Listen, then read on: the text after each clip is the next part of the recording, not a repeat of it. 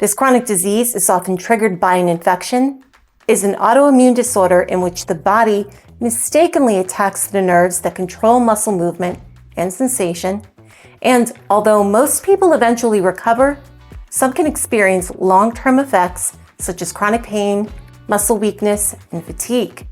And in some cases, these effects can be severe and life-threatening. Also, watch till the end because I'm going to talk about whether the COVID vaccine may be related to this. Do I want to know? So what are we talking about here? This way for Guillain Barre Syndrome, aka GBS. Okay, so GBS was first officially identified back in 1916 by French neurologists who were seeing cases of acute flaccid paralysis with high protein levels in spinal fluid, but otherwise normal cell counts, showing no rise in levels of inflammatory cells. Today, according to the World Health Organization, the estimated incidence of GBS worldwide is between 1 and 4 cases per 100,000 people. And in the United States, the CDC estimates that between 3 and 6,000 people develop GBS each year. There are a few different variations, the most common being acute inflammatory demyelinating polyradiculoneuropathy, or AIDP. Next is Miller-Fisher syndrome, or MFS, in which paralysis actually starts in the eyes and can also present with an unsteady gait without any weakness. And last is acute motor axonal neuropathy, or AMAN, and acute motor sensory axonal neuropathy, or AMSAN, which shows a more rapid progression of weakness and results in prolonged paralysis and respiratory failure over a few days. Very, very scary disease. So what's going on in the body that causes this? Well, the exact cause of Guillain-Barré isn't known. But normally, the immune system only attacks foreign material and invading organisms.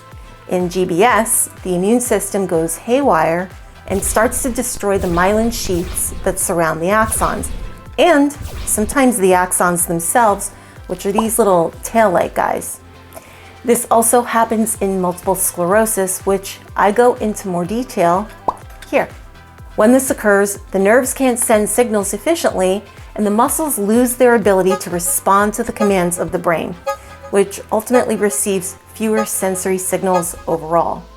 Now, GBS can occur after a viral infection, surgery, injury, or a reaction to a vaccine.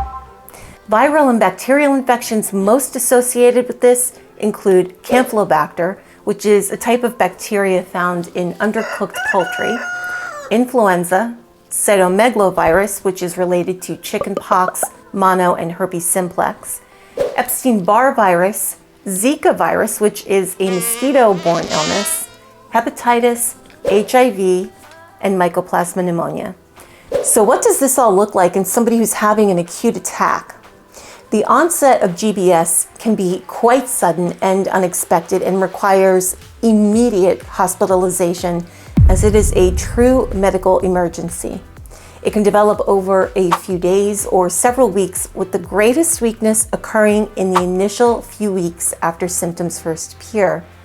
And these would include weakness and tingling in your hands and feet on both sides of the body, which can gradually spread and paralyze breathing muscles, loss of reflexes, unsteady walking or inability to walk or climb stairs at all, difficulty in speaking, chewing, or swallowing, double vision or inability to move the eyes at all, severe pain that may be shooting, aching, or cramp-like, and may be worse at night, bladder control and bowel function issues, rapid heart rate or tachycardia, low or high blood pressure, and difficulty breathing.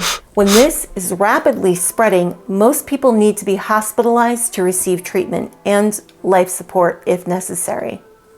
This is why this is a very, very worrisome and extremely scary situation. I've spoken to very fit military personnel, athletes, or all manner of people, and it makes very little difference in the long run. Another sign of GBS is high protein levels in the cerebrospinal fluid, which is the fluid that bathes the brain and spinal cord. And this brings us to how GBS is diagnosed. One test that may be done is a spinal tap or a lumbar puncture, which is where a special needle is placed into the lower back, into the spinal canal, and a small amount of fluid is removed and sent for testing. Electrodiagnostic testing such as electromyography or EMG and nerve conduction velocity or NCV may also be done. And this is basically where electrodes are inserted into the muscle or placed on the skin above a muscle and the muscle activity is recorded. So now that we know what it is and how it's diagnosed, how's it treated? That's what I'd like to know. In an emergency, the goal of treatment is to prevent breathing problems and relieve symptoms. Pain control will be given.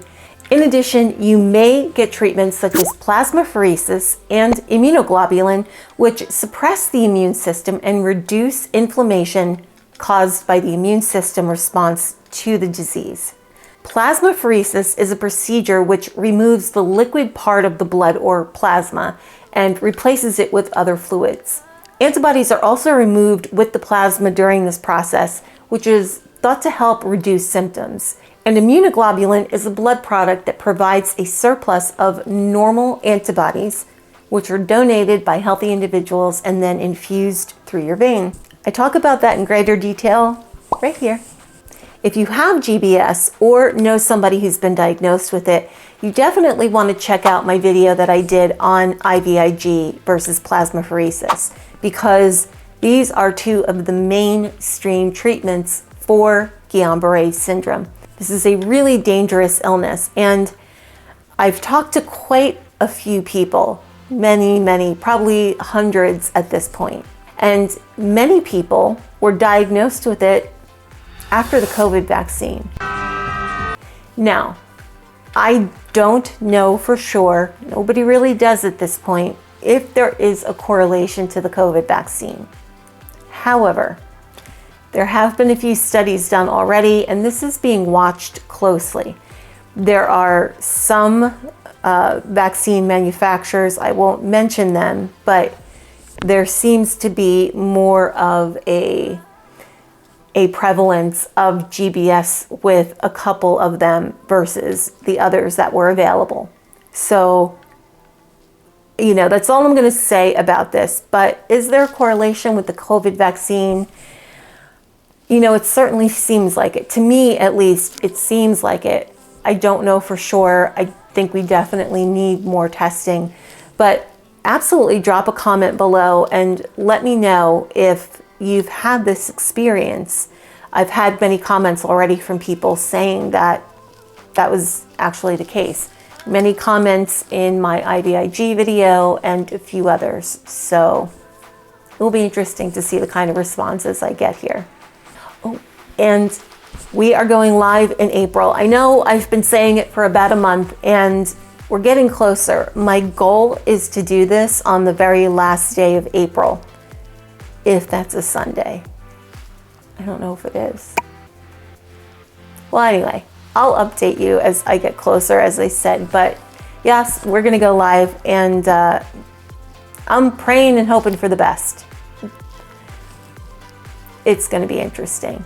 Hopefully I'm not talking to myself. Oh, that certainly would suck. Hopefully I'll see you all there, because I'm really looking forward to getting to know all of you. I also want to sincerely thank everybody who has sent super thanks or donated to the channel in some fashion. It truly helps me continue to make these videos on a regular basis, and I am so appreciative of the support from our viewers. Kind of tells me I'm doing something right.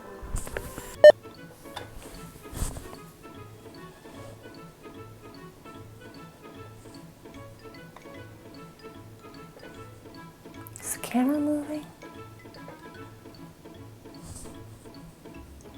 It's totally moving. Sorry. System and reduces the inflammatory.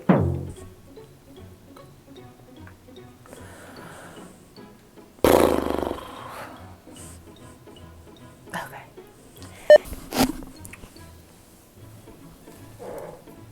If you have GBS or you know somebody who's been diagnosed with it, absolutely you should check out.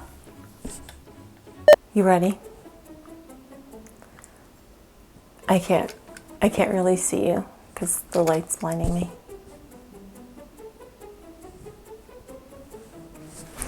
What is that? What is that? Oh my God. That was the biggest bug I've ever seen. Does anybody have cave crickets out there? Let me tell you, here in New Jersey, we have them. And you can pretty much put a saddle on them and ride them. Where there better not be any more. If there are, you're killing them. Roger.